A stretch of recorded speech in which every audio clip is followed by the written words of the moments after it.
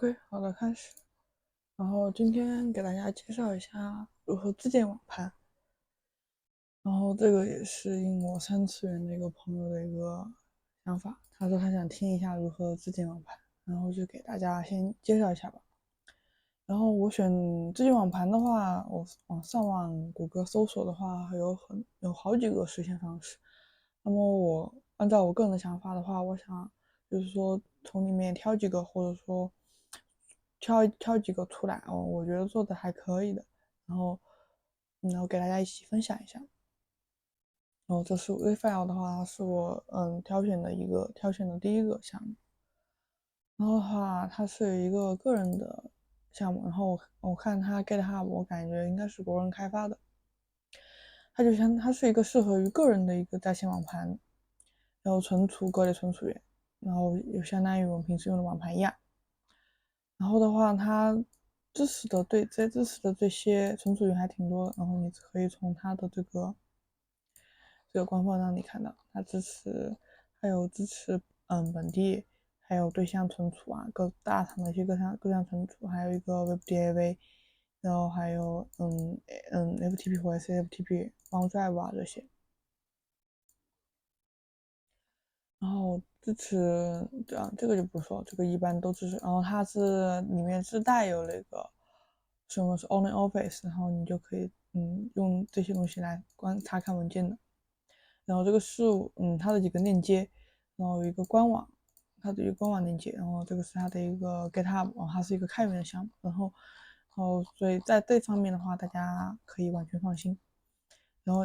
这个是它的一个部署文档，然后你要安装的话，你可以参考这里。开源版的话就是不用付费的，然后原始版的话它这里有付费的版本，然后有需要的可以去看一下。然后它可以在 Linux 和 Windows 都可以安，还有 Docker，我们熟悉的一个包塔面板上面也可以安装。然后的话，我一般的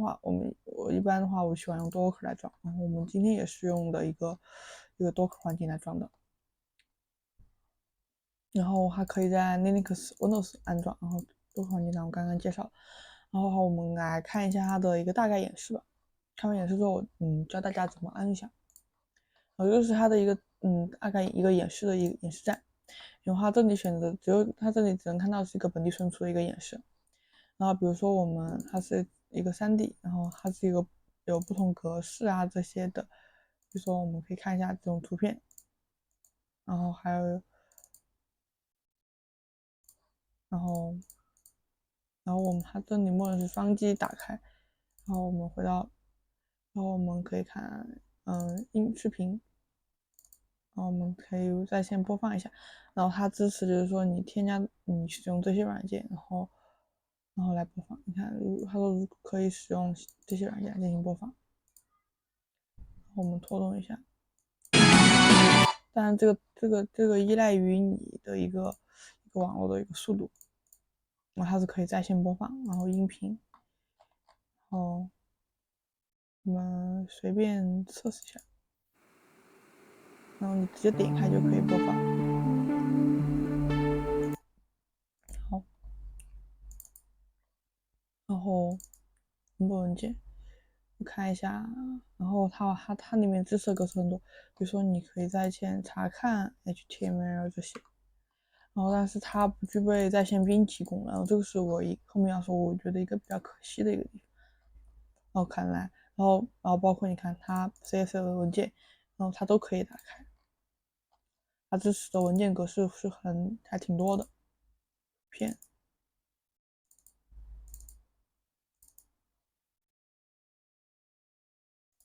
这几个图形感觉像是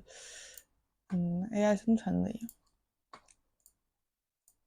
然后这个就是一个大概的一个浏览。然后我们接下来就是可以开始安装。然后的话，我本人是选择在 VPS 还有用 Docker 进行安装，Docker Compose。然后安装环境的话，我用的是一个无版图系统，然后你用的其他 Linux 系统也可以。然后域名的话，如果你这个想长期做，并且放公网上的话，我建议你买个域名做域名解析。然后我们可以现在开始安装。然后我现在已经到这个目录了。然后我们创建一个这个目录。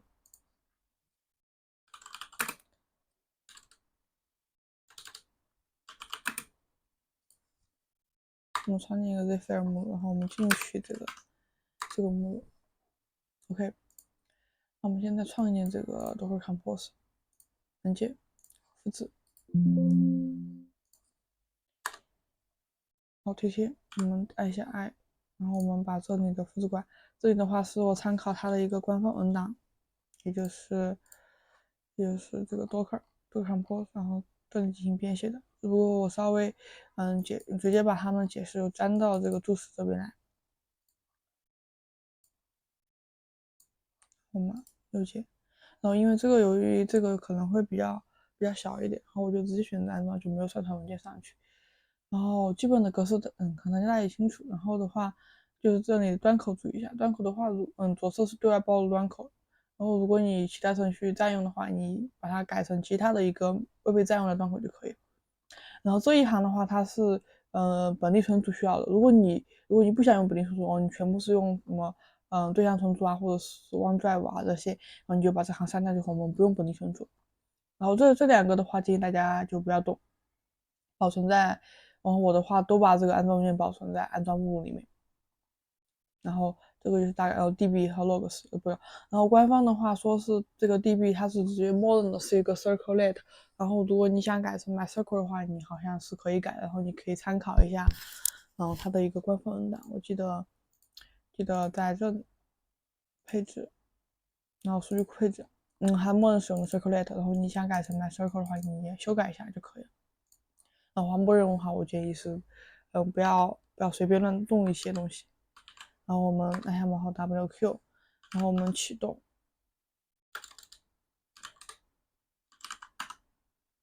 然后我们 Compose，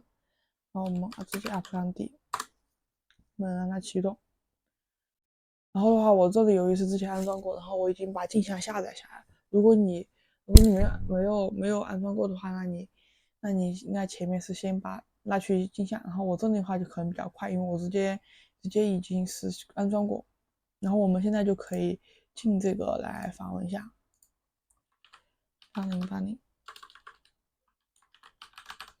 OK， 进入，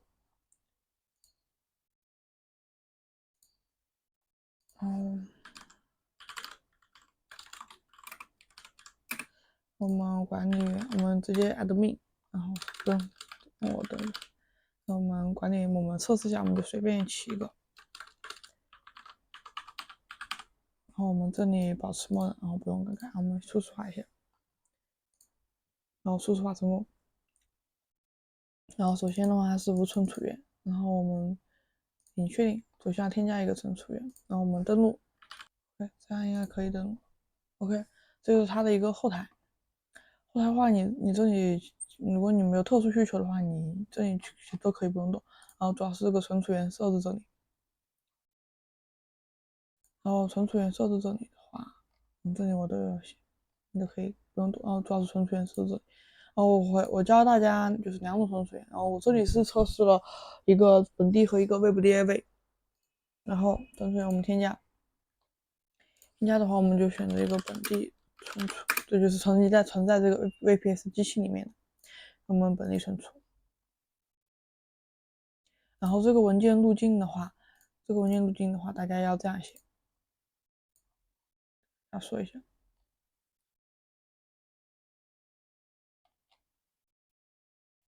拿过来。然后这个本地存储的话，然后大家要写成 data file， 默认写这个路径，一定要写这个路径，因为这个路径的话是你，是这个地方，也就是这个要写这个。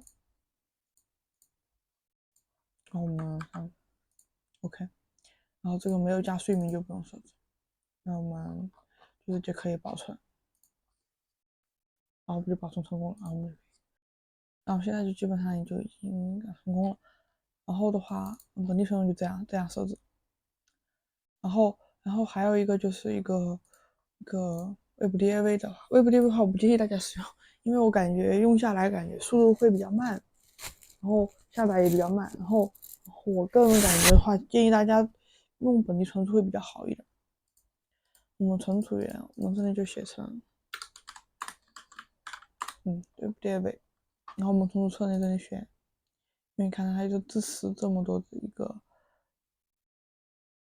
我们这里选择 WebDAV，然后这个就要填你 WebDAV 的一个网址，然后一个你的用户名和密码，然后就保存成功。然后再给大家说一下，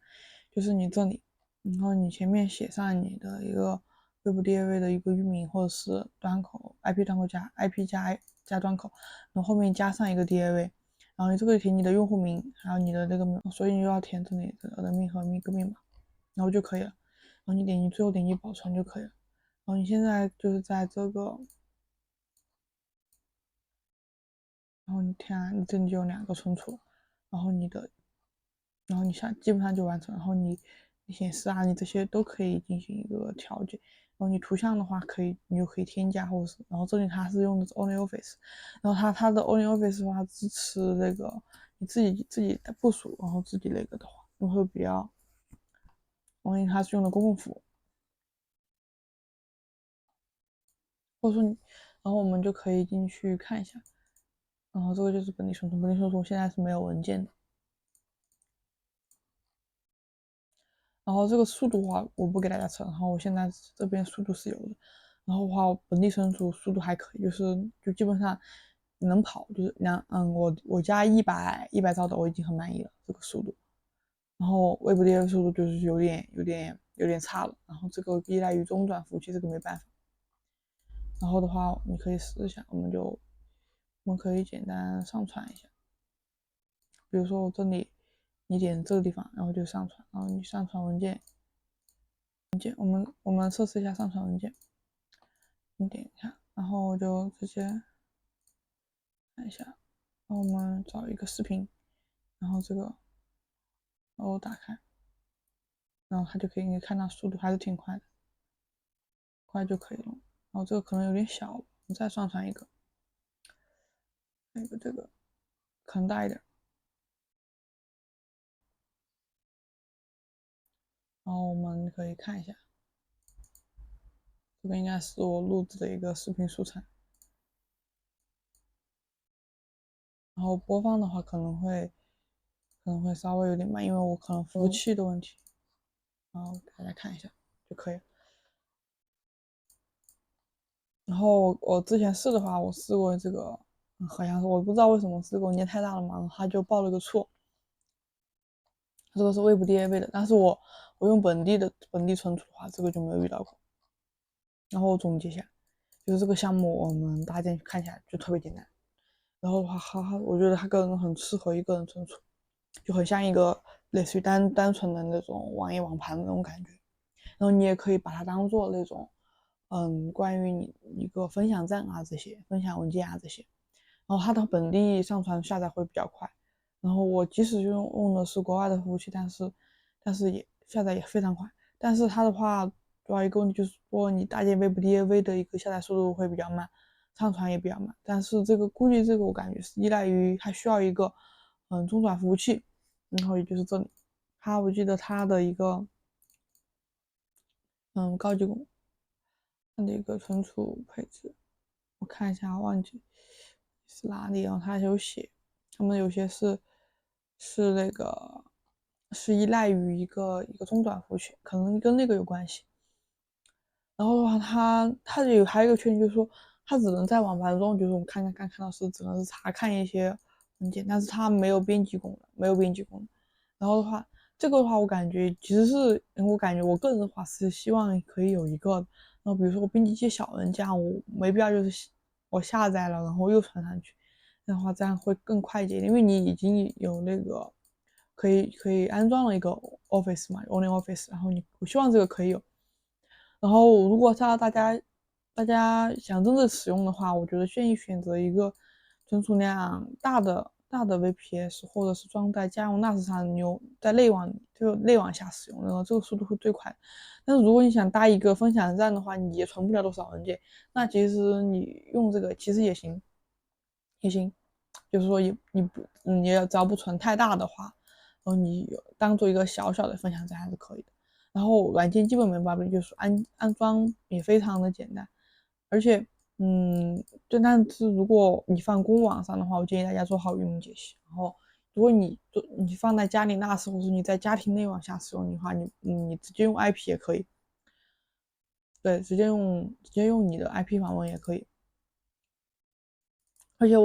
且作者的话也比较，我感觉也很贴心。然后，他好像他们的一个后端和前端都进行了这个开源，然后你可以进行自己进一些设置吧，然后你后端源码之类的那种，然后你也可以自行设置。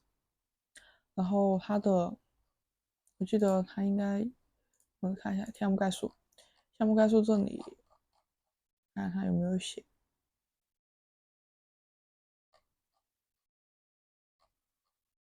然后它这里面都有。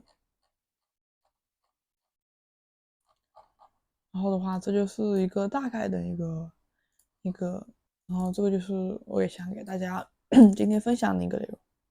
然后非常感谢大家的观看。如果你觉得我的视频对你有所帮助的话，请为我点赞、投币、收藏吧。也欢迎关注我，我也会继续分享更多有意思的内容给大家。